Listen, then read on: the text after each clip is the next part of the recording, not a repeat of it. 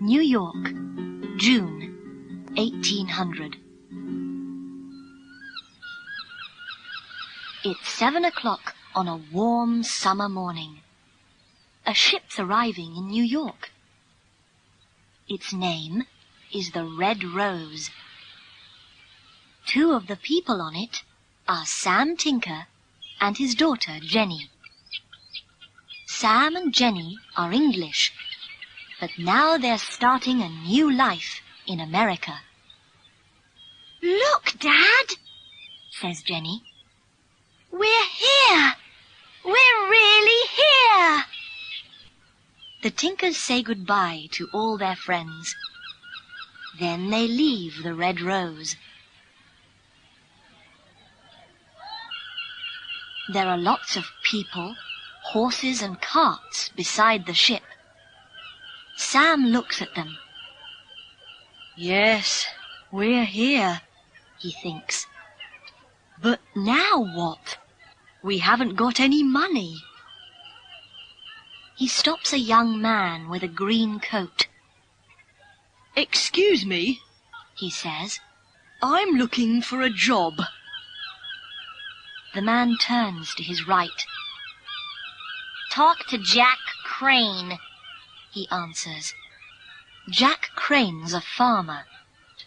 He has a long, thin face and only 3 fingers on his right hand. He listens to Sam's story. Then he takes off his hat. "Okay," he says. "You can both have jobs. I need a new man to work in the fields, and we want someone to help in the kitchen, too. Isn't that right, Blue Sky?" There's an Indian girl on top of the cart. Yes, she says, and smiles at Jenny. 2 hours later, the Tinkers leave New York with Jack Crane and Blue Sky. They're both very happy. How far is it to your farm, Mr. Crane? Asks Sam. 80 kilometers, Jack Crane answers. They drive all afternoon. Jenny's sitting next to Sam. She's tired, but she doesn't want to sleep. This is America, she thinks. And now I'm American. After 6 hours, Jack Crane stops the cart. "Well, there it is," he says. Jenny stands up. It's evening now, and the sun's going down. In front of them, there are lots of beautiful yellow fields and a big farmhouse. Jenny looks to her left. "Where's that smoke coming from?" she asks. "That's the Indian village," answers Blue Sky. "My family lives there." The next day, the Tinkers start work. Jenny helps Blue Sky in the farmhouse. First, the 2 girls cook everyone's breakfast. Then they make all the beds. After that, they clean the kitchen floor.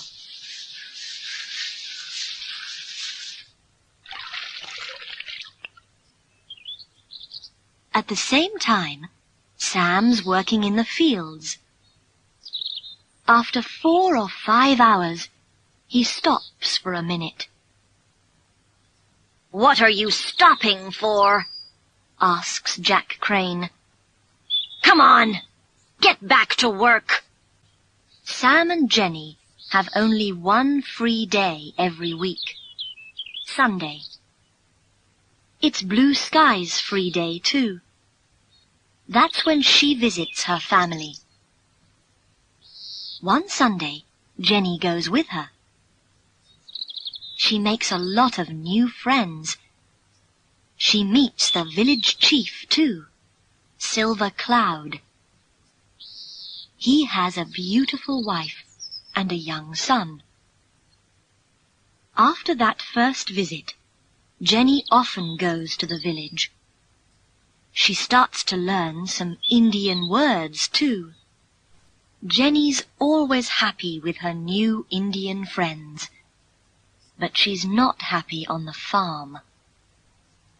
Sam's unhappy too. "I don't want to work here on Jack Crane's farm any more," he says one evening.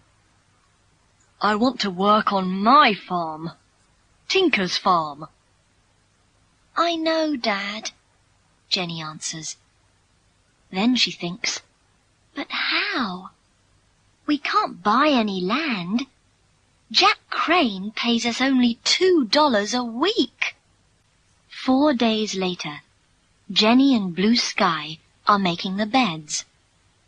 Suddenly, they hear something. 2 men are shouting. Jenny looks out of the window. She can see Jack Crane and her father in front of the farmhouse. Jack Crane's face is very red. Do it! He shouts. No, I'm not going to. Sam shouts back.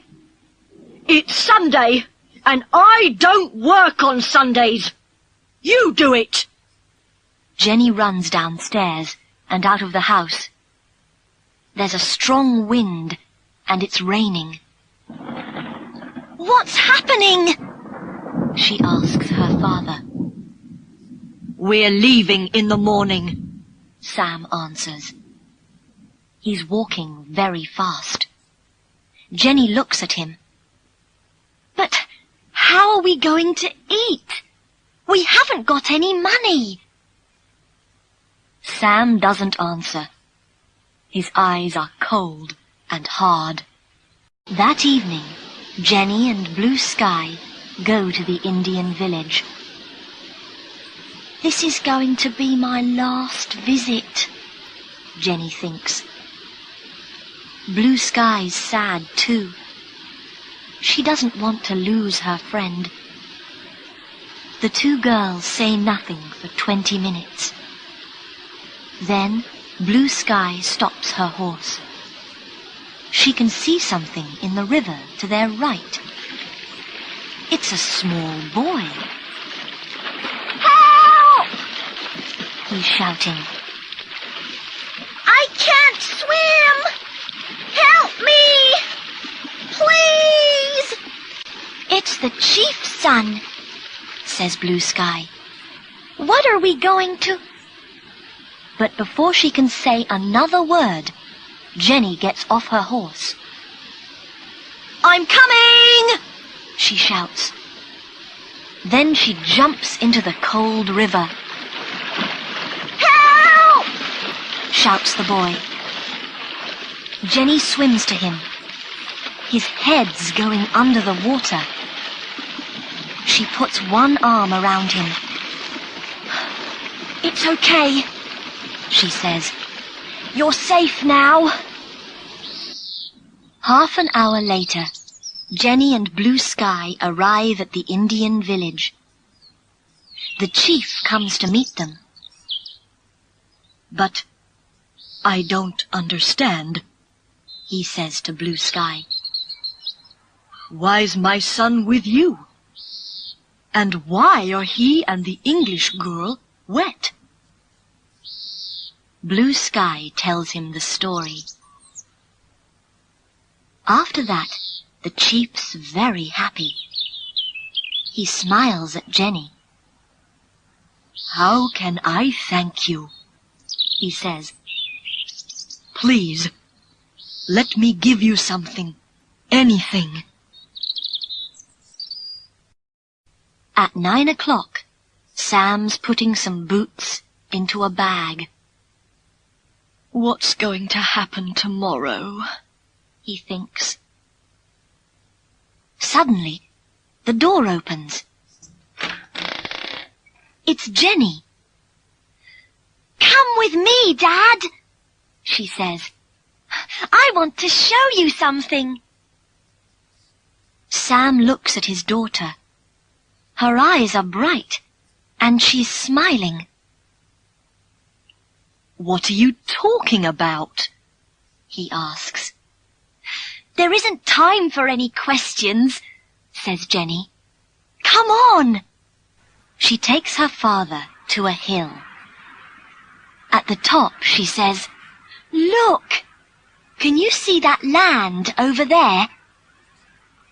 "Yes," Sam answers. Then Jenny tells him about Silver Cloud's son.